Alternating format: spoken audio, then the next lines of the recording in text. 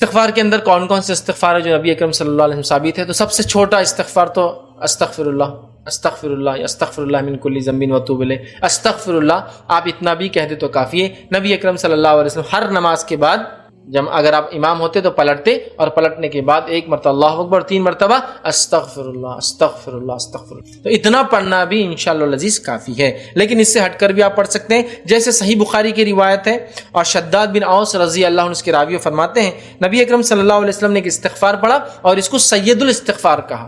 इस्तिग़फ़ार का सरदार, लीडर, माफ़ी मांगने के लिए। कलिमात उसके लंबे हैं, मैं यहाँ आपके सामने तर्जुमा रखता हूँ। सैयदुल इस्तिग़फ़ार का तर्जुमा ही है, ए अल्लाह तू मेरा परवरदिगार है, तेरे सिवा कोई माबूद बरहक नहीं, तूने मुझे पैदा किया है और मैं तेरा बंदा हूँ, और मैं हस्ब इस्तिताअत तेरे साथ किए हुए अहद व मुआहदे पर कायम हूँ। मैं अपने किए हुए अफ़ाल के शर से तेरी पनाह चाहता हूँ और अपने ऊपर तेरी नेमतों का इक़रार करता हूँ और अपने गुनाहों का इतराफ़ करता हूँ। मुझे माफ़ कर दे, तेरे सिवा गुनाह माफ़ करने वाला कोई नहीं है। आगे वो फरमाते सहाबी, जिसने पूरे यकीन के साथ सुबह के वक्त ये सैयदुल इस्तिग़फ़ार पढ़ लिया और रात होने से पहले मौत आ गई तो ये अहले जन्नत में से होगा, और जिसने शाम को पूरा यकीन के साथ पढ़ लिया और दिन चढ़ने से पहले मौत आ गई तो अहले जन्नत में से होगा। लेकिन सिर्फ ये इस्तिग़फ़ार, फिर कह रहा हूँ, कलिमात नहीं है सिर्फ कि पढ़ दिए बस, वर्बल स्टेटमेंट जैसा हम दे रहे हैं, बस पढ़ते जा रहे इस्तिग़फ़ार, पता नहीं कब से ज़िंदगी नहीं बदल रही। ये तो दिल में जमने वाले अल्फाज है, अगर ये दिल में जम गए जिंदगी चेंज हो गई, इसका मतलब इस्तिग़फ़ार तौबा सही थी, वरना ये लफ्ज़ी चलते रहता अल्लाह के साथ नौज़ुबिल्लाह मजाक चलते रहेंगे। समझ रहे आप? सैयदुल इस्तिग़फ़ार अबू दाऊद की रिवायत है। अब्दुल्लाह बिन मसूद रज़ी अल्लाह अन्हु के रावी फरमाते कहते हैं, नबी अकरम सल्लल्लाहु अलैहि वसल्लम फरमा रखा, जिसने इस्तिग़फ़ार की ये कलिमात पढ़े इसके तमाम गुनाह माफ़ कर दिए जाते हैं, चाहे वो मैदान जंग से भागने वाला क्यों ना हो। आपको मालूम मैदान जंग से भागना गुनाह कबीरा है, वो क्यों ना माफ़ हो जाते हैं। कौन सा इस्तिग़फ़ार है? अल्लाह के रसूल सल्लल्लाहु अलैहि वसल्लम फरमाते हैं, अस्तग़फ़िरुल्लाहिल्लज़ी ला इलाहा इल्ला हुवल हय्युल क़य्यूम व अतूबु इलैह। जो ये पढ़ ले, अस्तग़फ़िरुल्लाहिल्लज़ी ला इलाहा इल्ला हुवल हय्युल क़य्यूम व अतूबु इलैह, जो पढ़ ले, मैं इस अल्लाह से मग़फ़िरत तलब करता हूँ जिसके सिवा कोई माबूद बरहक नहीं, वो हमेशा ज़िंदा और कायम व दायम है, और मैं इसी की तरफ तौबा करता हूँ। जो ये पढ़ ले उसके तमाम गुनाह माफ़ हो जाएंगे। इसी तरह जो है बुखारी की रिवायत में आता है और हदीस में अल्फाज इस तरह से, नबी अकरम सल्लल्लाहु अलैहि वसल्लम अपने रुकू और सुजूद में अक्सर ये दुआ इस्तिग़फ़ार करते थे, मतलब रुकू और सजदे में ये पढ़ते थे। ये इस्तिग़फ़ार को रुकू और सजदे में आप पढ़ सकते हैं। वो बुखारी की रिवायत है। कौन सा? सुब्हानकल्लाहुम्मा व बिहम्दिका अल्लाहुम्मा ग़फ़िरली, ये पढ़ते थे। ठीक है, सुब्हानकल्लाहुम्मा व बिहम्दिका अल्लाहुम्मा ग़फ़िरली, ऐ अल्लाह तू पाक है अपनी तमाम तारीफ़ों के साथ, ऐ अल्लाह मुझे माफ़ कर दे। ये रुकू और सजदे में करते। इसी तरह नबी अकरम सल्लल्लाहु अलैहि वसल्लम 2 सजदों के बीच में जब बैठते तब भी ये दुआ करते, रब्बी ग़फ़िरली रब्बी ग़फ़िरली रब्बी, अल्लाह मेरी मग़फ़िरत कर, अल्लाह मेरी मग़फ़िरत करता पढ़ते थे। ठीक है, इसी तरह और भी लंबी दुआएं, अल्लाहुम्मा ग़फ़िरली वरहमनी वरज़ुक़नी वआफ़ीनी, ये दुआ भी आप करते, दोनों साबित। तो अल्लाहुम्मा ग़फ़िरली ये दुआ भी करते थे नमाज में 2 सजदों के बीच में जब आप बैठते थे। इसी तरह एक रिवायत के अंदर आता है, सही मुस्लिम की हदीस है, नबी अकरम सल्लल्लाहु अलैहि वसल्लम जो है सलाम फेरने से क़ब्ल ये इस्तिग़फ़ार नमाज में पढ़ते थे। सलाम फेरने से क़ब्ल मतलब अत्तहियात वगैरह पढ़ने के बाद सलाम फेरने से पहले ये इस्तिग़फ़ार नमाज में पढ़ा करते थे। क्या है? अल्लाहुम्मा ग़फ़िरली मा क़द्दमतु व मा अख़रतु व मा असररतु व मा आलनतु व मा असरफ़तु व मा अंत अअलमु बिही मिन्नी अंतल मुक़द्दिमु व अंतल मुअख़्ख़िरु ला इलाहा इल्ला अंत। ऐ अल्लाह मेरे पहले, पिछले, पोशीदा, ज़ाहिर तमाम गुनाह बख्श दे, मेरी ज़्यादतियाँ मुझे माफ़ कर दे, जिन्हें तू मुझसे ज़्यादा बेहतर तरीक़े से जानता है। तू ही मुक़द्दम है, तू ही मुअख़्ख़र है, तू ही अव्वल है, तू ही आखिर है, तेरे सिवा कोई माबूद बरहक नहीं। ये इस्तिग़फ़ार याद रखिए नमाज के अंदर नबी अकरम सल्लल्लाहु अलैहि वसल्लम करते थे। इस्लाम की ऐसी कोई आस्था नहीं है कि जन्नत से निकलने की वजह जो है हव्वा बनी, ऐसी कोई इस्लामी आस्था नहीं है, याद रखिए। आगे मैं बात को जो रखूँगा।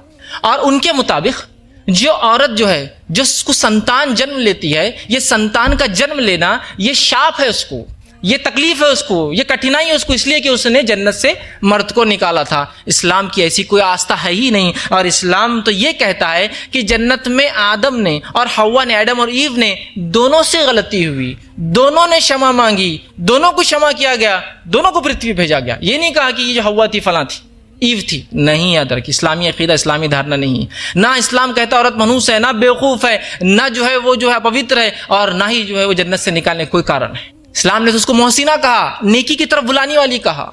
इस्लाम ने तो जो बच्चा जन्म ले रहा है उस जन्म की कठिनाइयों की वजह से माँ का दर्जा, माँ का मर्तबा, माँ का मुकाम तो 3 दर्जे बाप से बढ़ा दिया ऊंचा। तो इस्लाम की धारणा नहीं याद रखी। लेकिन वेस्टर्न कल्चर ने चूंकि इस चीज़ को माना, चूंकि उनके पास ये सब चीज़ें हैं, उनको लगा हाँ इस्लाम में भी ऐसे ही होगा, तो लिहाजा वो यही समझते हैं। तो ये थे कुछ अधिकार जो धार्मिक है और दोनों इस मामले में बराबर है, कहीं ऊंच नीच नहीं। आइए अब दूसरे अधिकार, वो आर्थिक इकोनॉमिकल। इस्लाम क्या इकोनॉमिकल राइट्स देता है? इस्लाम में एक बालिग वयस्क एडल्ट फीमेल, वयस्क जो है औरत, संपत्ति खरीद सकती है, बेच सकती है, रख सकती है, जो चाहे कर सकती है, चाहे विवाहित हो चाहे अविवाहित हो, बगैर अपने बाप से पूछे, बगैर अपने पति से पूछे, बगैर अपने बेटे से पूछे, बगैर अपने भाई से पूछे। किसी से उसको आज्ञा लेने की जरूरत नहीं, वो उसकी मालिक है, संपूर्ण कंप्लीट ओनर है, चाहे तो सेल करे चाहे तो रखे। और ये 1450 वर्ष पूर्व के अहकाम बता रहा हूँ, ये जो है अधिकार जो बता रहा हूँ आज के दिए हुए नहीं है मुसलमानों के, ये उस जमाने में दिए गए जिस जमाने में औरत को इस्तेमाल की चीज समझा जाता था, औरत को बेचा जाता था। और कुछ कंट्रीज में, कुछ देशों में तो औरत करेंसी के तौर पर, कि इतना सामान दो इतनी औरतें लो हमसे।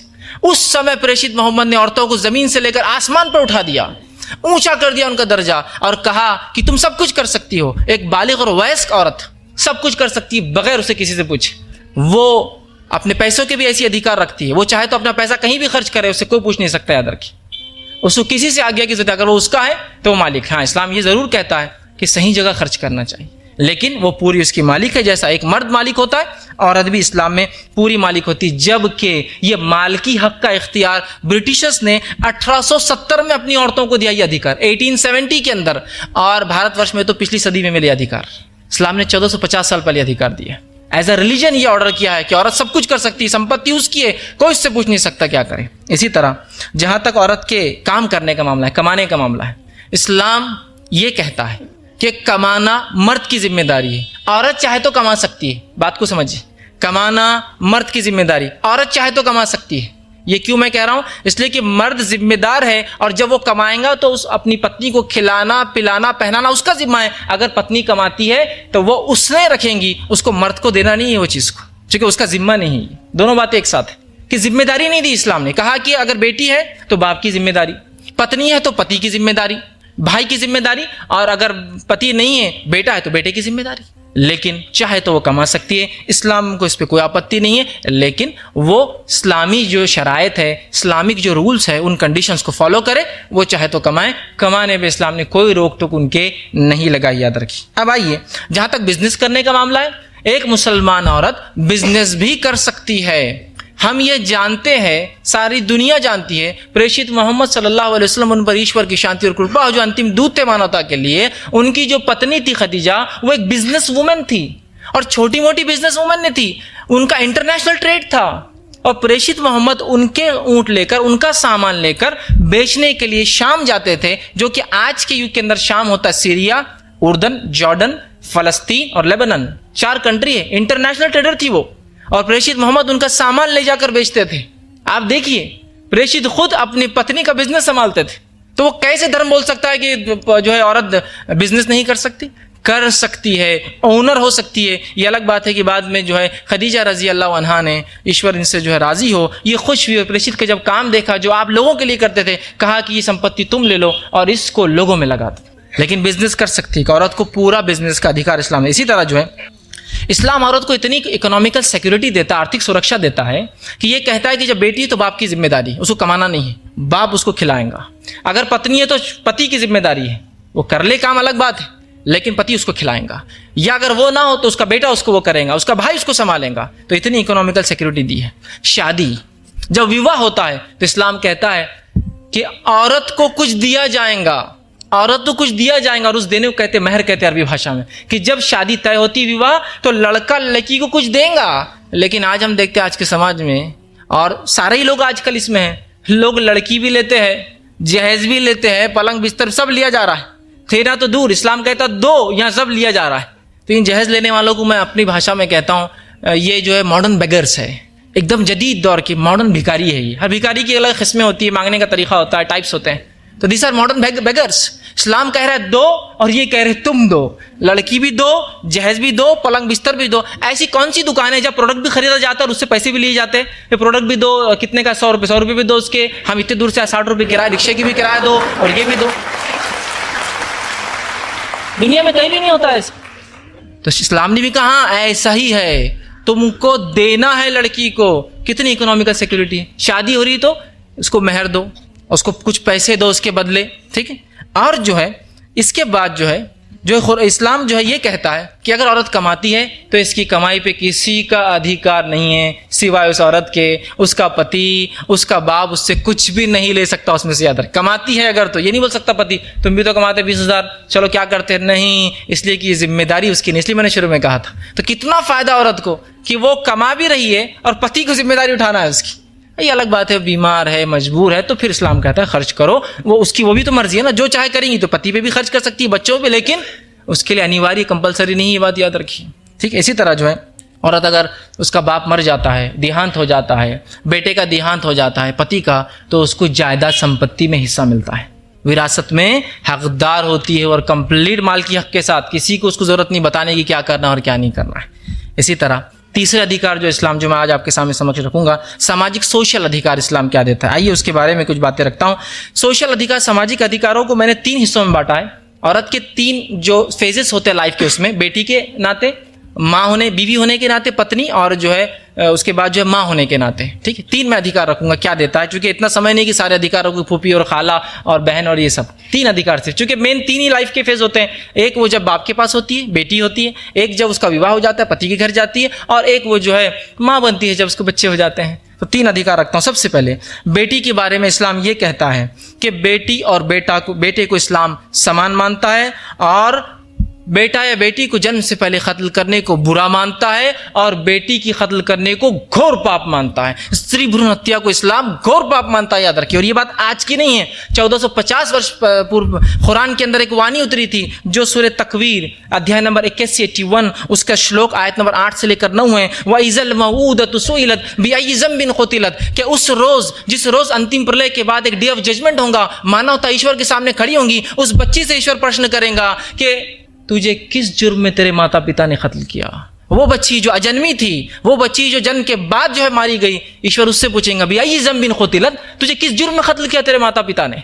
उस बच्ची से प्रश्न करेंगे, इसलिए कि ईश्वर पसंद भी नहीं करेगा उसके माता पिता से बात करना। स्त्री भ्रूण हत्या को इस्लाम ने घोर पाप माना, याद रखिए। आज से नहीं, ये उस समय की बात कर रहा हूं जो प्रेषित के दौर में, समय में बच्चियों को जिंदा होने के बाद दफना दिया जाता। क्यों? इसलिए कि उस जमाने मॉडर्न टेक्नोलॉजी नहीं थे ऐसा हम इस्तेमाल करते कि पहले मालूम करके कत्ल कर दो, तो मालूम होने के बाद करते थे वो कत्ल।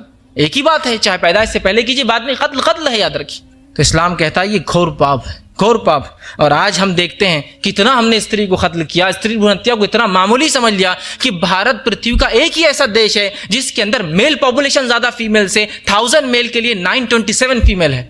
क्या रेशो ये खतरनाक, इसको अंदाजा नहीं लगा सकते। 1000 मर्दों के लिए 927 जो है औरतें हैं।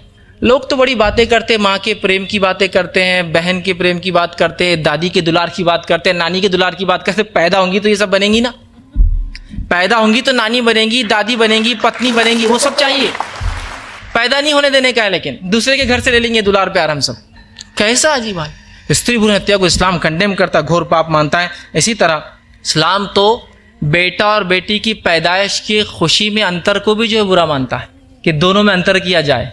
और मैं तो ये तक कहता हूं कि अगर बेटी की पैदाइश पे कोई लड्डू बांटे और बेटे की पैदाइश पे पेड़े बांटे तो उसने भी जुल्म किया उसके ऊपर। क्यों एक हल्की मिठाई लड़की के लिए और क्यों एक अच्छी मिठाई लड़के के लिए? दोनों के लिए बराबर बंटना चाहिए। चाहे दोनों के लिए लड्डू बांटो, दोनों के लिए पेड़े बांटो, क्यों एक हल्की मिठाई? तो मैं तो कहता हूं ये भी जुल्म है, ये भी गलत है कि कोई ऐसा करे।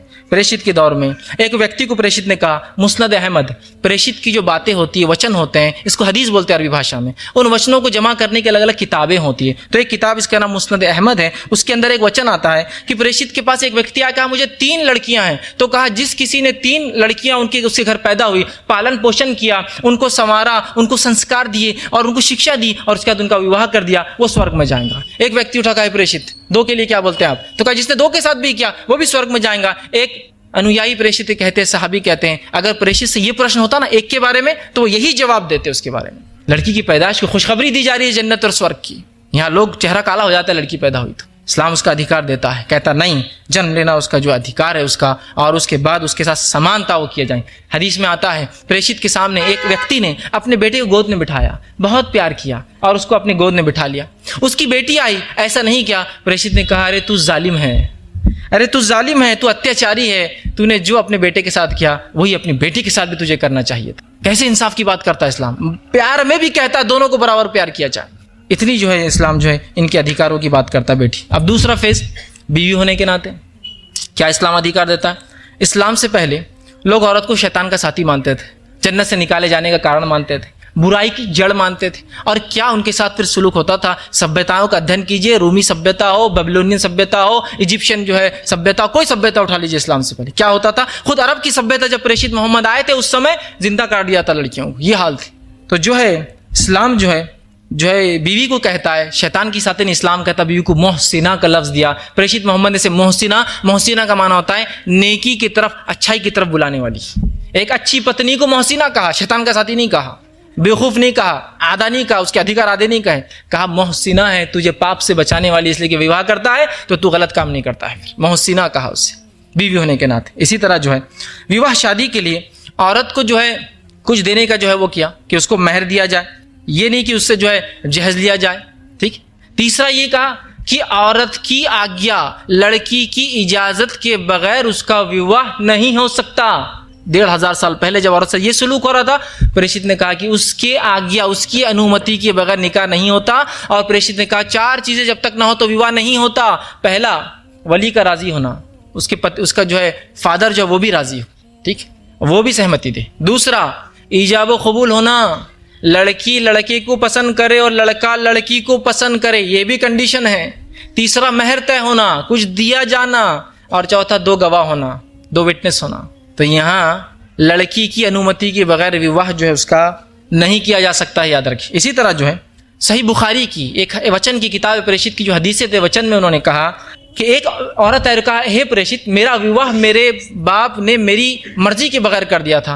प्रेषित ने कहा, अच्छा, तेरी मर्जी के बगैर तेरे बाप ने कर दिया था, मैं तेरे विवाह को आज तोड़ देता हूँ। तोड़ दिया उसका विवाह। कहा यह हो ही नहीं सकता कि मर्जी के बगैर किसी के विवाह हो जाए। देखिए लड़की की मर्जी कितनी अहम है इस्लाम के अंदर। लोग कहते हैं मुसलमान जो इस्लाम में अधिकार नहीं है औरत को कि वो मर्जी, यहाँ मर्जी के बगैर विवाह नहीं होता। कंडीशन सेकंड कंडीशन है, लेकिन ये फर्स्ट कंडीशन भी याद रखिए, बाप भी राजी हो और बेटी भी राजी हो, दोनों। तो ये नहीं कि बेटी अपनी मर्जी से पापा आपके दामाद से मिलिए, ये भी नहीं हो सकता। जिस बाप ने पूरी जिंदगी तुझे पाला पोसा, क्या ऐसा सलूक करेंगी तो उसके साथ? नहीं है ना, दुरुस्त नहीं, अच्छा नहीं है ना। उससे भी उसको भी मना और खुद भी राजी हो, या फिर बाप भी राजी हो बेटी भी राजी हो, दोनों कंडीशन है, याद रखिए। ठीक है, तो बहरहाल देखिए कैसी होती है। इसी तरह जो है शादी में महर देने का, शादी के बाद ये कहा कि ऐ पुरुषों इनके साथ अच्छा व्यवहार करो। और कुरान ने कहा अध्याय नंबर 4 सूरह निसा आयत नंबर 19 श्लोक 19 में कहा 19 में, वो आशिरहुन्ना बिल मारूफ, इनके साथ देखो है मुसलमानों अच्छा सलूक करना अपनी पत्नियों के साथ। हो सकता है कोई चीज़ तुमको इनकी पसंद ना हो तो इनके अंदर दूसरी अच्छाइयाँ भी बहुत ज़्यादा होती है। होता है ना किसी को एक चीज़ पसंद नहीं, तो इस्लाम कह रहा है एक चीज़ नहीं तो क्या हुआ, दूसरी चीज़ें भी तो देखो ना, ओवरऑल देखो कोई चीज़ को। तो कितनी बात कर रहा है इस्लाम, कैसे अधिकार दे रहा है। ठीक इसी तरह जो है मुस्नद अहमद की एक वचन है प्रेषित का, मुस्नद अहमद में आता है प्रेषित ने कहा तुम में सबसे अच्छा व्यक्ति वो है जो अपने पत्नी के साथ सबसे अच्छा हो। तो गोया अगर इस्लाम में कैरेक्टर वेरिफिकेशन किसी पति का सीवी कराना है तो वो बीवी देंगी। बीवी कहती यस तो यस है, नहीं तो नो। दुनिया चाहे कुछ कह दे कि ये बहुत अच्छे महाशय है, पत्नी कह रही अच्छे नहीं है तो अच्छा नहीं है वो व्यक्ति। तो प्रेषित ने क्या कहा, कोई व्यक्ति जो है अच्छा व्यक्ति तभी हो सकता है जब अपनी पत्नी के साथ अच्छा हो, मतलब पत्नी गवाही दे, विटनेस बने, हाँ मेरा पति बहुत अच्छा है तो ही होगा, याद रख। समझ रहा है बात को। इसी तरह जो है कुरान ने और प्रेषित मोहम्मद ने जो अधिकार औरतों को दिए उसमें यह भी है कि विवाह के बाद जो है कि कुरान ये कहता है कि औरत के बारे में, पत्नी के बारे में देखिए क्या कहता है। अध्याय नंबर 2 सूरह बकरा अध्याय नंबर 2 श्लोक 187 में कुरान कहता है आयत में, हुन्ना लिबासुल लकुम व अंतुम लिबासुल लहुन, तुम्हारी पत्नियां तुम्हारे लिए वस्त्र है और तुम उनके लिए वस्त्र हो। क्या अर्थ है इसका? इसका अर्थ ये है जैसा कि एक वस्त्र, कपड़े इंसान के शरीर को छुपाते हैं, जो चीज़ें वो दिखाना नहीं चाहता उसको ढाक लेते हैं, उसके ऐबों को छुपा देते हैं, उसकी सौंदर्यता खूबसूरती को बढ़ाते हैं, उसकी रक्षा करते हैं, उसी तरह पति पत्नी के लिए और पत्नी पति के लिए रक्षा करती है, सौंदर्यता बढ़ाती है, ऐबों को छुपाती है। दोनों को कहा ना, ये नहीं कहा कि मर्द उसके लिए लिबास है और पति को कुछ नहीं, पत्नी कुछ नहीं होती है। वो तुम्हारे लिए लिबास है और तुम उनके लिए लिबास। कैसी बात कही, दोनों को बराबर करार दे दी। ठीक, अब आइए तीसरा जो होता है माँ का फेज होता है, पत्नी के बाद वो माँ बनती है। माँ के बारे में तो मैं क्या कहूँ, इस्लाम तो ये कहता है कि अल्लाह और उसका प्रेषित, उसके बाद अगर किसी का आदर, किसी का सम्मान, किसी की बात मानना है, किसी की जो है सेवा करना है, तो वो माता और पिता है, तो वो माता और पिता है। और कुरान ने सूरह बनी इसराइल अध्याय नंबर 17 सूरह नंबर 17 और आयत नंबर 23 में कहा, श्लोक 23 में कहा, वक़ज़ा रब्बुका अल्ला ताबुदू इल्ला वय्याहु व बिल वालिदैनि एहसाना, कि तुम्हारा रब ये तय कर चुका है, बता चुका है कि तुम उसे एक सत्य ईश्वर अल्लाह के अलावा किसी का आराधना उपासना नहीं करना, व बिल वालिदैनि एहसाना, और अपने माता पिता के साथ अच्छा बर्ताव करना, अच्छा सलूक करना। ठीक, तो यहाँ अल्लाह और उसके रसूल, ईश्वर और प्रेषित के बाद अगर कोई मुकाम है तो जो है वालिदैन का है, और उसमें भी माँ का मुकाम क्या है उसके बारे में कुरान कहता है सूरह अहकाब सूरह नंबर 46 उसकी आयत श्लोक 15 में, ववस्सैनल इंसान बिवालिदैहि एहसाना, और हमने इंसान को वसीयत और नसीहत की कि अपने माता पिता के साथ बहुत अच्छा सलूक करना। हमलतहु उम्मुहु करहन व वज़अतहु कुरहा, और उसकी माँ ने बड़ी कठिनाइयों में उसको संभाल के रखा अपने कोख में, अपने पेट में। हमलतहु, और बहुत पैदाइश के वक्त कठिनाइयों को बर्दाश्त किया। व फिसहलु सलासून शहरा, और उसके बाद उसको दूध पिलाया।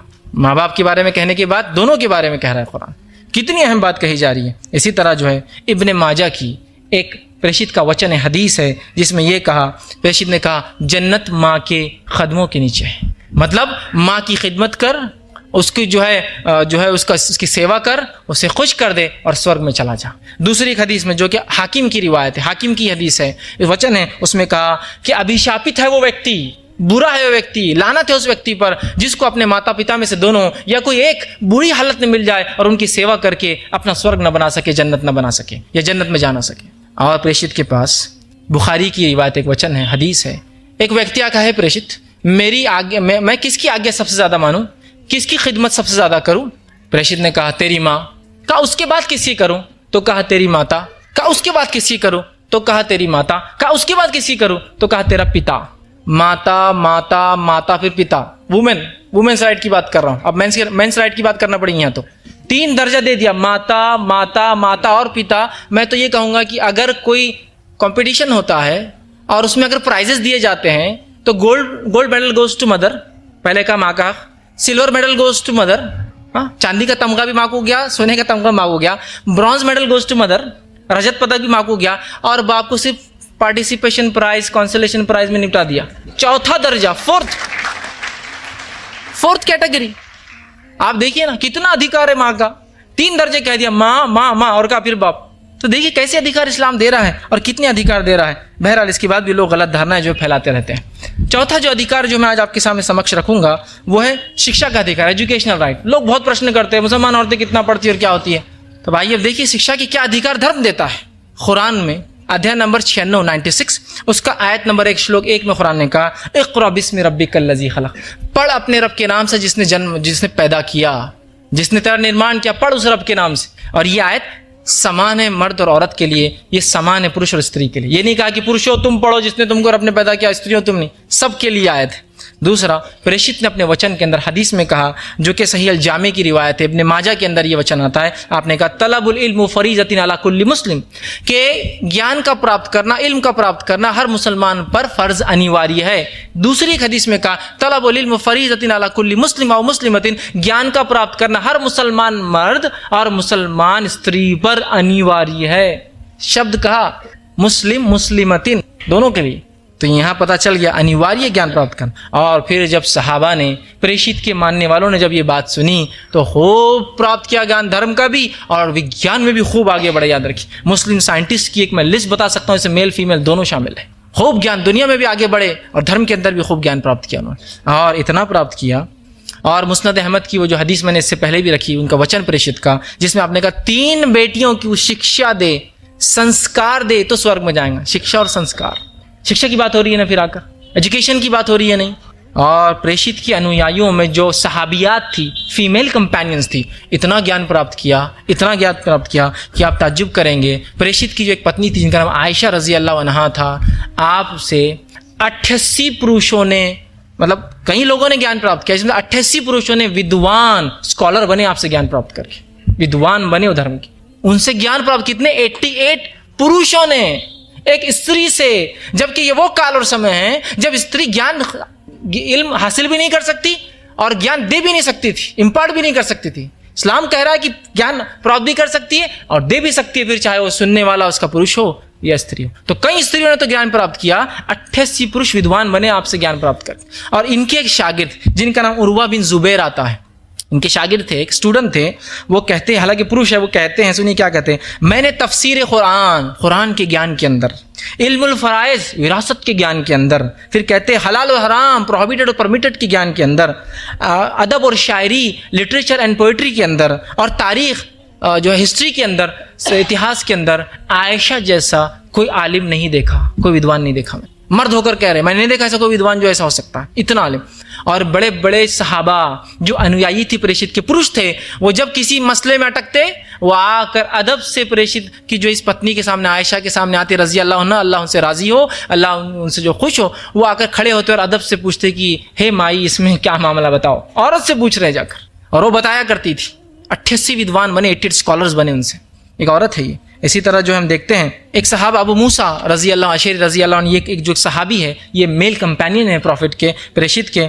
जब वो कहते किसी चीज़ में हम अटक जाते, कोई बात समझ में नहीं आती, तो फिर हम सब आयशा के पास चले जाते कि कुछ बताओ इस मामले में, कुछ गाइड करो हमको क्या है, और वो हमको फिर बताती और हमारे मामले को जो है सुलझा देती। इसी तरह सफ़िया रजी अल्लाह, ये एक औरत थी जो प्रेषित की पत्नी थी, ये फ़िक़्ह बहुत दिन की समझ रखती थी। इसी तरह जो उम्मे सलमा, इन्होंने जो है 32 पुरुषों ने इनसे ज्ञान प्राप्त किया और जो है ये जो है विद्वान बने। इसी तरह आता है कि फातिमा बिन्त कैस और जो है उम्मे सुलैम, ये भी बहुत बड़ी जो है ज्ञानियाँ थी, और ये अपने लोगों को जो है ज्ञान देती है, और पुरुष और स्त्री दोनों समान आकर इनसे ज्ञान प्राप्त करें। तो इस्लाम ने सिर्फ ज्ञान प्राप्त करने का नहीं, ज्ञान बांटने का भी उसको अधिकार दिया है कि जो प्राप्त किए उसको दुनिया में फैलाओ जाकर। अब आइए, पांचवा जो अधिकार मैं आपके सामने रखूंगा, और जो है अपनी बात की तरफ, खात्मे की तरफ मैं जा रहा हूँ, वो है कानूनी लीगल राइट्स।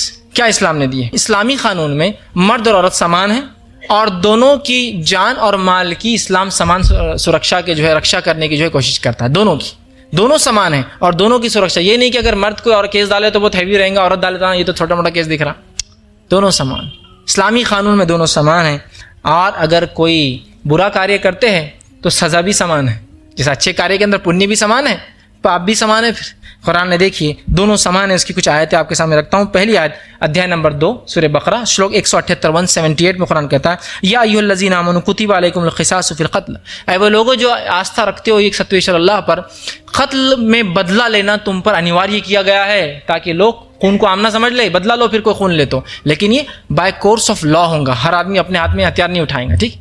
तो लिया करो इस मामले में। और फरमाया अल हुर्रा बिल हुर्री, और आज़ाद के बदले आज़ादी मारा जाएगा। ये नहीं कि कोई आज़ाद आदमी काम करे, उस ज़माने में गुलामी थी और गुलाम को बोलते मेरे गुलाम को मार दो, आज़ाद के बदले आज़ाद मारा जाएगा। फिर कहा वल अब्दु बिल अब्दी, और गुलाम के बदले गुलाम। ये नहीं कि ये गुलाम आप पसंद करते उसने कत्ल किया तो आप बोलेंगे दूसरा गुलाम मार दो उसके, नहीं, वो गुलाम के बदले उसको सज़ा मिलेगी। और फिर वल उन्सा बिल उन्सा, औरत के बदले औरत, समान है ना। ये नहीं कहा औरत है तो उसको भी मार दो, उसकी माँ को भी मार दो साथ में उसके, इसलिए कि दोनों जो फला कर रहे हैं, या पुरुष है तो ये बड़ा है तो इसको छोड़ दो, छोटा है तो इसको करो, नहीं, समान है। इसी तरह दूसरा अध्याय नंबर 5 जो है सूरह मायदा श्लोक आयत नंबर 37 में कुरान कहता है वस्सारिक़ु वस्सारिक़तु फ़क़्तउ अयदियहुमा जज़ाअन बिमा कसबा, के चोर मर्द, चोर पुरुष और चोर स्त्री दोनों के हाथ काट दो, इसलिए कि ये बदला है जो वो किया करते थे, ये सजा है जो कार्य वो किया करते थे। पुरुष चोर और स्त्री चोर दोनों को बराबर कहना, दोनों के हाथ काटना। अब ये बात भी लोगों को समझ में आती, कैसी घोर सजा है ये हाथ काटने की, कितनी गलत बात है ये हाथ काट देना। अब तो कोई बच्चा चोरी कर लेगा तो भी मुसलमान हाथ काट देंगे, उसका कोई तरीका होता है। कानून अगर बनता कैपिटल पनिशमेंट का तो हर किसी को नहीं मिलती, उसका एक तरीका होता है ना देने का, है ना। तो इस्लाम में कोई छोटी मोटी चोरी पे नहीं हाथ काटा जाता, वो चोरी का एक लिमिट होती है जो कि ज़माने के हिसाब से बदलता रहता है वो, और कंट्री वाइज अलग अलग लॉ है इस्लामिक लॉ के अंदर, ठीक है। तो उतने लिमिट को वो पहुंचे चोरी, और उसके बाद हाथ काटने से उसका एक पहुंचा सीधा वाला काटा जाता है। क्या आप बोलेंगे कितनी घोर है सजा?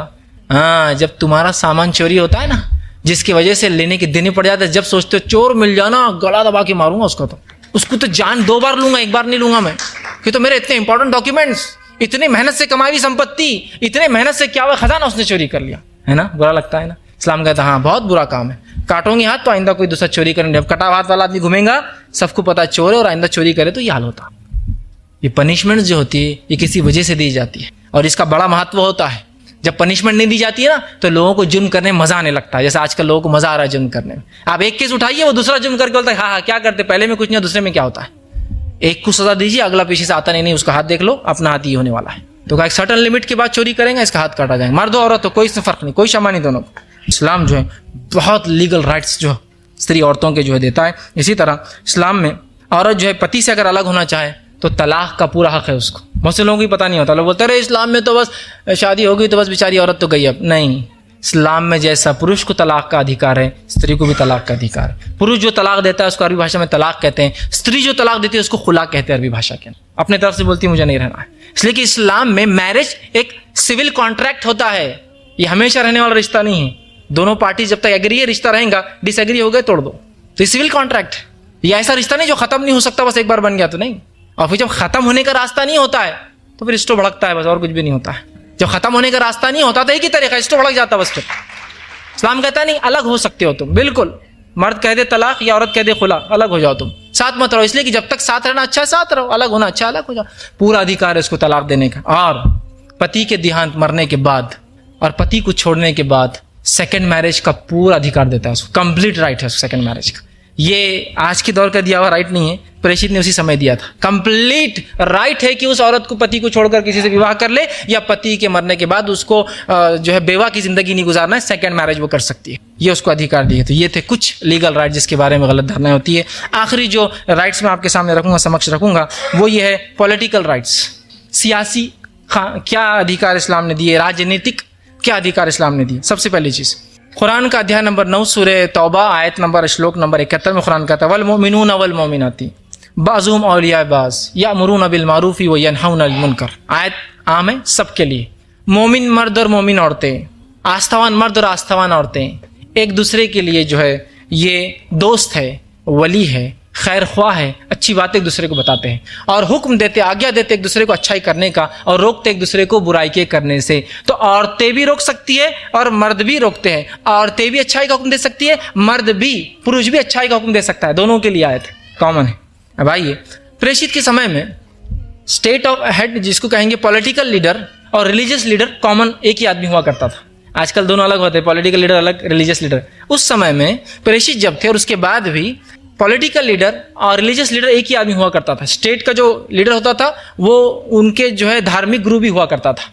तो प्रेषित उस हैसियत से अपने समय में आप धार्मिक गुरु भी थे और आप जो है एक पॉलिटिकल लीडर भी थे, पूरा मुस्लिम स्टेट भी आप चलाए, दोनों शख्सियत आप में थी। और उस समय कुरान कहता है सूरह मुमतहना अध्याय नंबर 60 श्लोक आयत नंबर 12 में या अय्युहन नबी इज़ जाअकल मुमिनातु युबायिनका, ऐ नबी, ऐ प्रेषित, जब तुम्हारे पास मुसलमान औरतें आती है बैत देने के लिए। बैत जो होता था एक किस्म का वोट होता था कि ये आदमी को हमने मान लिया। और ये सिस्टम प्रेषित के बाद भी जारी रहा। जब प्रेषित के बाद की खलीफा जिसको कहते हैं, उनके बाद किसको चुना जाए उसके लिए दिया उसको बैत, कि आप बैत देते हैं कि मैंने इसको चुन लिया और मेरा मत इसको है। तो औरतें जब मत देने आए, आपको अपनी सलाह देने आए, तो आप कबूल किया करो। औरतों को वोट देने का अधिकार 1450 साल पहले इस्लाम ने दिया। वोट देने का अधिकार, अपना मत दे सकती हो कि हाँ मुझे ये पसंद नहीं, इसको नहीं करना, इसको राइट नहीं देना है। और प्रेषित के बाद भी औरतें ये करती रही, कार्य मत देती रही। इसी तरह इस्लाम ने औरतों को लॉ मेकिंग प्रोसेस के अंदर ड्यू पूरा हक दिया कि वो कानून साजी के अंदर पूरा अधिकार है कि वो जाकर बात कर सकती है और अगर उसकी बात सही है तो उसकी बात मानी जानी चाहिए। आपको एक वाक़या सुनाता हूँ। जो उमर इब्न खत्ताब रजी अल्लाह अन्हु, जो कि प्रेषित के बाद दूसरे नंबर पर आते हैं, खलीफा है मुसलमानों के, और खलीफा एक बहुत बड़ी पोजीशन रखता है याद रखिए इस्लाम में। ये पूरे मुसलमानों का एक लीडर होता है, याद रखिए। तो वो खलीफा थे और वो एक दिन खड़े होकर कहा, कुछ लोगों ने आकर हे उमर, लोगों ने महर के मामले में जो लड़कियां थी महर बहुत डिमांड कर रही थी उस समय, तो इतना डिमांड कर रही कि हमारे लड़कों की शादी नहीं हो सकती उसकी। ये तो ऐसे ही हुआ जैसे आज लोग जो है जहेज डिमांड कर रहे हैं। औरतों को इस्लाम ने अधिकार दिया तो औरतों ने उसका गलत फायदा उठा लिया और इतना महर बांधने लगी कि उमर के पास लोगों ने आया, उमर ये महर बहुत हो जा रहा है, हमारे लड़के कुंवारे रह जाएंगे, शादी नहीं होंगी। तो उमर एक दिन खड़े हुए कहा, तो बड़ा मसला है ना, जैसा आजकल जहेज में लोग बिल्कुल ऐसा कर रहे हैं कि लड़की की शादी नहीं हो रही, तो तब महर में कर रही थी लड़कियां, अपना अधिकार का फायदा उठा रही थी। तो उमर से कहा कि कुछ तुम तय कर दो, जरा कम लिमिट कम कर दो इसकी। तो उमर इब्न खत्ताब रजी अल्लाह अन्हु, अल्लाह उनसे राजी हो, उनसे खुश हो, उन्होंने एक मीटिंग बुलाई। मीटिंग में औरतें भी आई। इससे पता चलता है उनको अधिकार था तभी तो आई ना, ये नहीं कि औरत छुपके से आई, झाँक रही थी, सुन ली, नहीं, आई बैठी। उमर ने कहा, मैं सोचता हूँ ये महर के मामले में तुम बहुत ज्यादती कर रहे हो औरत जो है, लड़कियां बहुत ज़्यादती कर रही है, बहुत लंबे लंबे मेहर बांध रही, लड़कों की पुरुषों की, लड़कों की शादी नहीं हो रही, तो मैं सोचता हूँ रकम मैं तय करके थोड़ी कम कर दूँ।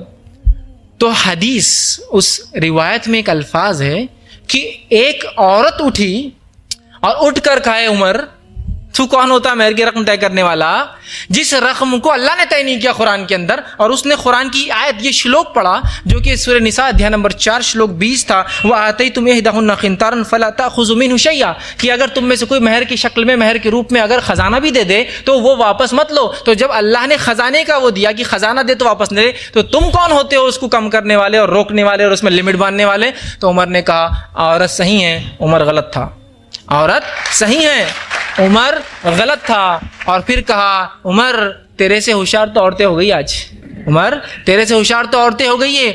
मैं आपको बताता हूँ, ये एक किस्से को लीजिए, औरत ने उमर को रोका। और एक दूसरी तरफ आइए, एक आम सा मिनिस्टर ले लीजिए, कोई हमारे ही उसके अंदर जो पॉलिटिकल सिस्टम का एक मिनिस्टर, क्या किसी औरत को तो दूर की बात है, बड़े तीसमार खान को भी इख्तियार है उसे कुछ बोलने का। ये मिनिस्टर्स जो कि पब्लिक सर्वेंट होते हैं, हम उनको चुनकर लाते हैं, लेकिन इज्जत देखो।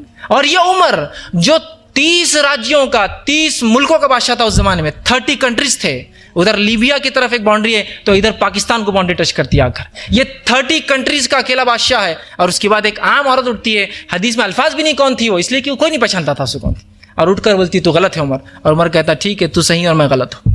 30 मुल्कों का बादशाह मान रहा है एक औरत की बात को। यहाँ एक छोटे से मिनिस्टर को थोड़ी दूर कॉर्पोरेटर को मना लीजिए आप, कोई कि तुमने गलत किया, बोलेंगे चल जा गलत किया, बड़ा है गलत और सही बोलने वाला।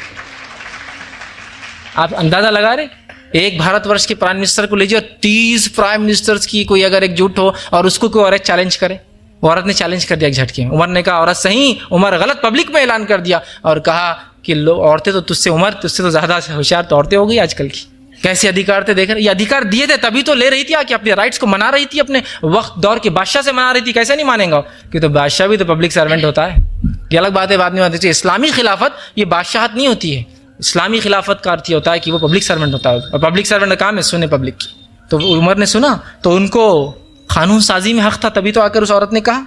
इसी तरह जो है मुसलमान औरतें जंग में भी जाती थी, मुसलमान औरतें जंग में जाती थी। मैं कब की बात कर रहा हूँ, आज से 1500 वर्ष पूर्व की बात कर रहा हूँ। ये वो समय जब औरतों को अधिकार नहीं मिल रहे थे, जंग में जाती थी, और बल्कि वो जंग में लड़ भी सकती थी। जबकि ये अधिकार पश्चिम में जो है अमेरिका ने 1976 में दिया कि औरतें जंग में जाके लड़ सकती थी। 1976 में ये अधिकार मिला। 1901 में औरतों को साइड वर्क के लिए रखा गया, पहले शुरू किया गया कि वो सर्विंग में रहेंगी, इधर रहेंगी, और 1976 में वो वॉर सीधा अंदर लड़ सकती है, उसका अधिकार मिला। इस्लाम ने आज से 1450 वर्ष पूर्व कहा फौज में भी जा सकती है, चाहे तो युद्ध में भी शामिल हो सकती है, ज़रूरी नहीं है लेकिन हो सकती है, चाहे तो हो सकती है। किसी का शौक़ है कि मैं हक सत्य के लिए लड़ूँ तो जाए लड़े, अधिकार दिया। और सिर्फ इसी का नहीं बल्कि वो फौज की सिपहसालार भी बनती है, अधिकार भी उसको दिया। कब दिया? उस समय में जब औरत को जिंदा गाड़ा जाता था, परिचित ने उस औरत को उठाकर जो आसमान पर रख दिया ले जाकर, और उसको इतनी इज्जत कर दी दुनिया के अंदर। ये थे अधिकार जो इस्लाम ने दिए। और इसी तरह